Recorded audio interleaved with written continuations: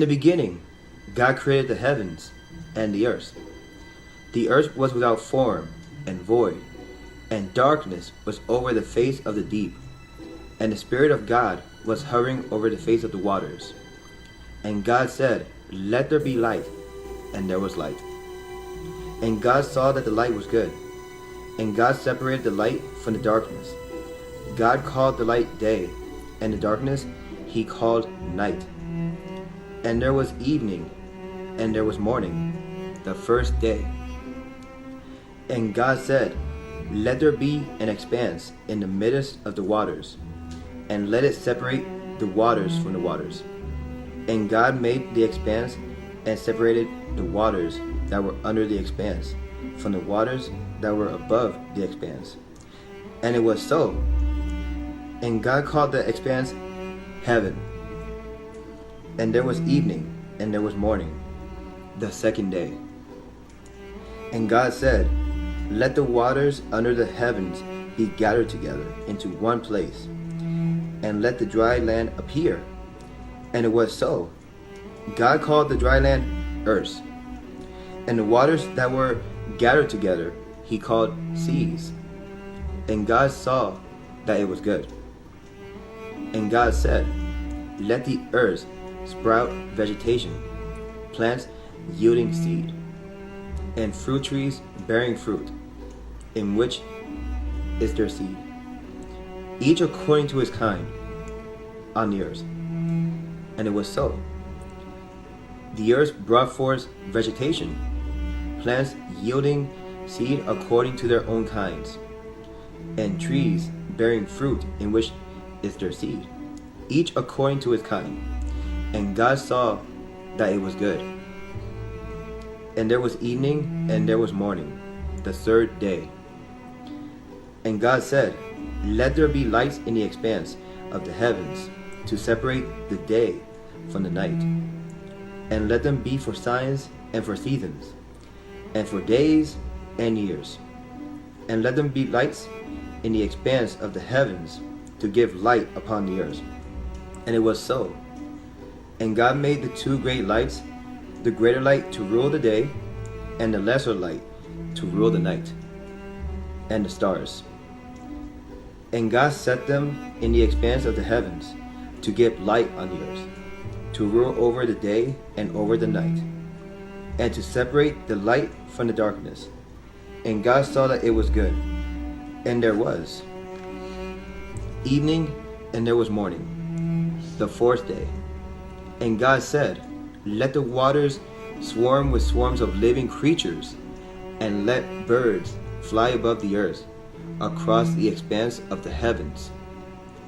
So God created the great sea creatures, and every living creature that moves, with which the waters swarm according to their kinds, and every winged bird according to his kind.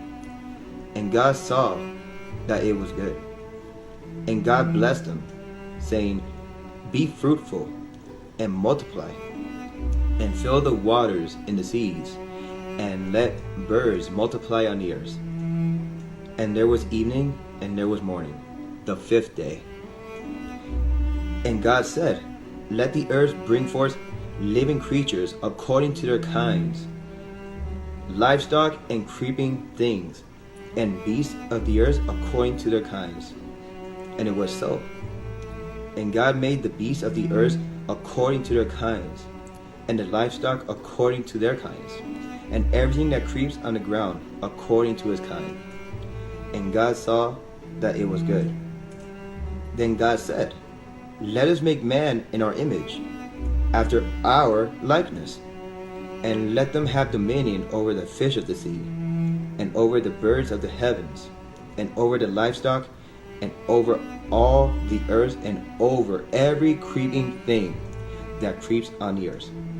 So God created man in his own image. In the image of God he created him. Male and female he created them. And God blessed them. And God said to them, "Be fruitful and multiply, and fill the earth and subdue it, and have dominion over the fish of the sea, and over the birds of the heavens, and over every living thing that moves on the earth. And God said, Behold, I have given you every plant yielding seed that is on the face of all the earth, and every tree with seed in its fruit.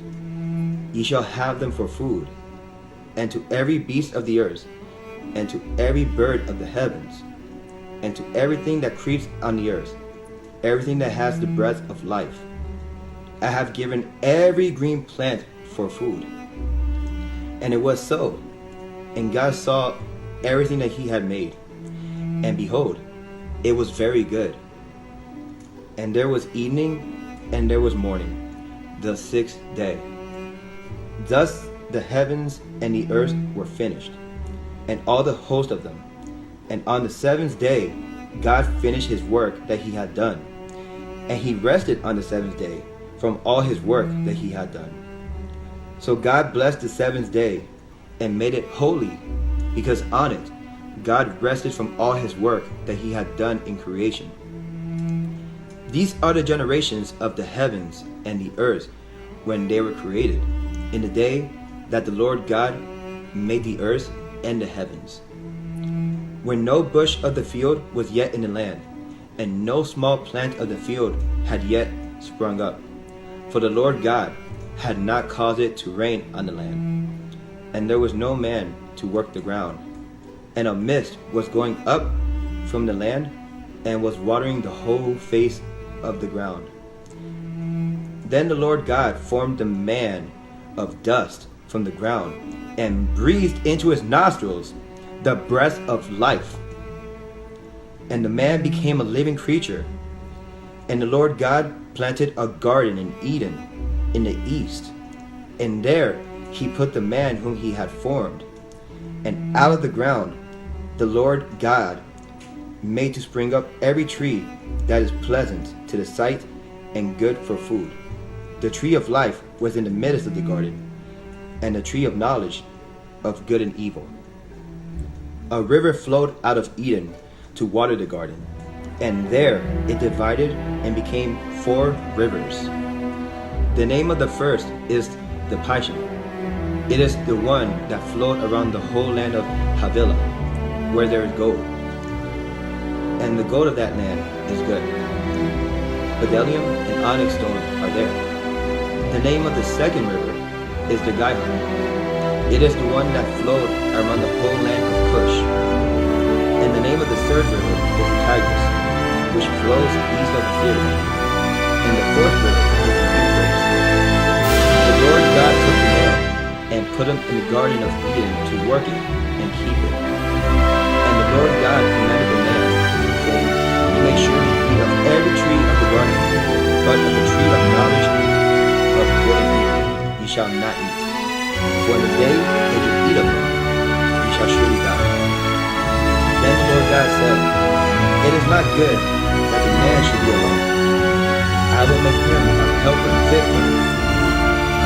Now, out of the ground, the Lord God has formed every beast of the field and every bird of the heavens, and brought them to the man to see what he would call them. And whatever the man called every living creature, that was his name. The man gave names to all livestock, and to the birds of the heavens, and to every beast of the field. But for Adam, there was not found a helper fit for him. So the Lord God caused a deep sleep to fall upon the man.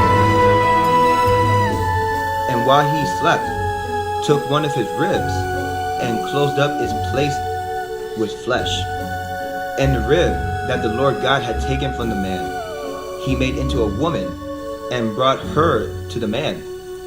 Then the man said, This at last is bone of my bones, and flesh of my flesh. She shall be called woman, because she was taken out of man. Therefore a man shall leave his father and his mother, and hold fast to his wife, and they shall become one flesh. And the man and his wife were both naked and were not ashamed.